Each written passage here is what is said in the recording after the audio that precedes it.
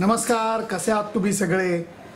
कल्पना आहे, मला पूर्ण कल्पना आहे की वर्ल्ड टेस्ट चॅम्पियनशिपच्या फायनलच्या उत्साहावरती पावसाने चांगलीच पाणी फिरलेलं आहे। सगळीकडे एकच चर्चा रंगतीये की इंग्लंडमध्ये जर का जून महिन्यात एवढा पाऊस पडायची शक्यता आहे, इंग्लंडला ठेवलीच कशाला? इतकी महत्त्वाची मॅच इंग्लंडला ठेवली कशाला आणि रंगाचा बेरंग केला कशाला? अजूनही ICCला महत्त्वाचे सामने इंग्लंडला देण्यामध्ये धन्यता वाटते। अशी का वाटते मला कळलेलं नाहीये।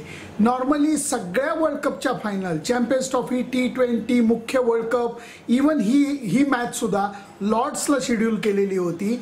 केवळ क्वारंटीनच्या रूलमुळे ती साऊथहॅम्प्टनला घेऊन गेलेले आहेत, नाहीतर नेहमी सगळ्या मॅचेस लॉर्ड्सला होतात। मान्य आहे की लॉर्ड्स ही क्रिकेटची पंढरी मानली जाते वगैरे, सगळं मान्य आहे, परंतु ICCला आता वेगळा विचार करायला पाहिजे। इंग्लंड सोडून दुसऱ्या देशामध्ये ही स्पर्धा घेता आली असती का, याचा विचार ICCने केला होता का, हे अजून त्यांनी काही सांगितलेलं नाहीये। फक्त एवढं नक्की आहे की त्यांना आता चूक कळून चुकलेली आहे की अरे इतकी महत्त्वाची मॅच ह्या महिन्यामध्ये आपण इंग्लंडला कशाला ठेवली। याच्यामध्ये थोडासा नशिबाचा सुद्धा भाग आहे। तुम्ही असंही बघा की अगोदरचे इंग्लंड विरुद्धचे 2 कसोटी सामने बऱ्यापैकी व्यवस्थित पार पडले। एका सामन्यात तर न्यूझीलंडने इंग्लंडवरती मात सुद्धा केली। त्यामुळे पाऊस पडणं हे कोणाच्या हातात नाहीये। आजकाल तुम्ही पाहिलं तर नोव्हेंबर डिसेंबरमध्ये सुद्धा भारतात पाऊस पडतो, परंतु इंग्लंड सोडून अजून कुठं करता आली असती का, हा मुद्दा मात्र चर्चेत राहणारच आहे। आता मुख्य क्रिकेटकडे येऊयात। बऱ्याचशा जणांना असं वाटतं की भारतीय बॅट्समननी फारच फालतू बॅटिंग केली। टॉस जिंकण्याचा फायदा न्यूझीलंडच्या बॉलर्सनी घेतला आणि त्याच्यामध्ये त्यांनी चांगली बॉलिंग केली। ह्याच्याबरोबर त्यांनी पाळलेली शिस्त गोलंदाजी करताना ही जबरदस्ती होती आणि ती यशाचं कारण ठरलेली आहे। सतत ऑफस्टंप आणि अराउंड ऑफस्टंप ह्याच्यावरती त्यांनी बॉलचा मारा केला। काईल जेमिसननी, उंचापुऱ्या काईल जेमिसननी बॉल पुढे टाकण्याची हिंमत दाखवली आणि त्यामुळे बॉल थोडासा स्विंग झाला। भारतीय संघाच्या तळामध्ये 8, 9, 10, 11च्या नंबरच्या फलंदाजांना जास्त फलंदाजी करता आलेली नाही आणि त्याचा फटका भारतीय टीमला सहन करावा लागलेला आहे।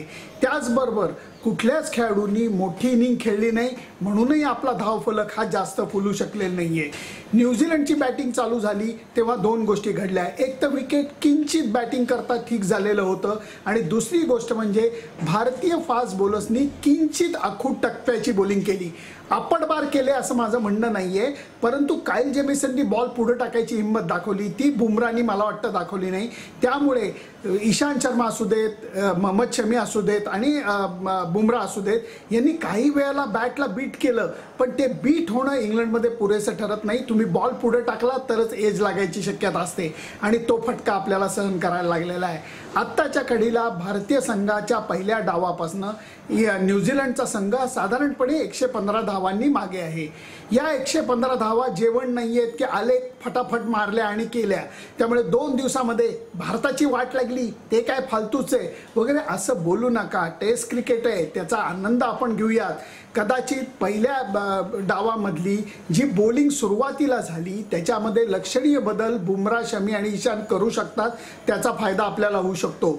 शेन वॉर्नने अजून एक गोष्ट बोलून दाखवली की या विकेटवरती बॉलर्सच्या फुटमार्क्समुळे बरेचशा वेळेला माती उकरली जाते। समोरच्या संघामध्ये लेफ्ट हँडर बॅट्समन सुद्धा आहेत, त्याचा फायदा अश्विन आणि जडेजाला होऊ शकतो का, याचा सुद्धा विचार केला पाहिजे।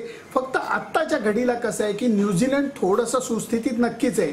त्यांचे 2च बॅट्समन आउट झाले, 100 रन्स त्यांच्या बोर्डावरती आहेत, अजून 115 धावा करायच्या आहेत आणि त्यांच्याकडे ऑलराऊंडरचा भरणा असल्याने खालपर्यंत बॅटिंग करायची क्षमता आहे। पण म्हणून भारतीय संघाला ही मॅच अडचणीत टाकणारी आहे असं म्हणण्यात काही अर्थ नाही। फक्त मला नेहमी एक गोष्ट वाटते की आजकालच्या जमान्यामध्ये कमबॅक करणं हे थोडंसं अवघडून बसलंय। पहिल्या डावामध्ये तुम्ही समोरच्या संघावरती वरचढ ठरता किंवा त्याच्या जवळ किती जाता याच्यावरती बऱ्याच गोष्टी अवलंबून असतात। त्यामुळे आज जो सामन्याचा तसं बघायला गेलं तर 5वा आणि शेवटचा दिवस होता, त्या दिवशी न्यूझीलंड काय करतं याच्यापेक्षा भारतीय फास्ट बॉलर आपल्या गोलंदाजीत तो बारीकसा बदल करतात का, समोरच्या बॅट्समनना अडचणीत आणतात का, हे बघायला पाहिजे। आपल्या बॉलर्सनी त्यांना धावांचं जेवण दिलेलं नाहीये, हेही तुम्ही लक्षात घ्या। टप्प्या आपला पकडून त्यांनी बॉलिंग केली, फक्त लेंथ जी होती ती थोडेसं हे जे ते ॲडजस्ट करायला पाहिजे आणि ते मला वाटतं शमी, बुमराह आणि ईशान नक्की करतील। अजूनही 1 दिवस नाही 2 दिवस बाकी आहेत, त्यामुळे अभी तक बहुत जान बाकी है ये टेस्ट मैच में, त्याचा आनंद घेऊयात।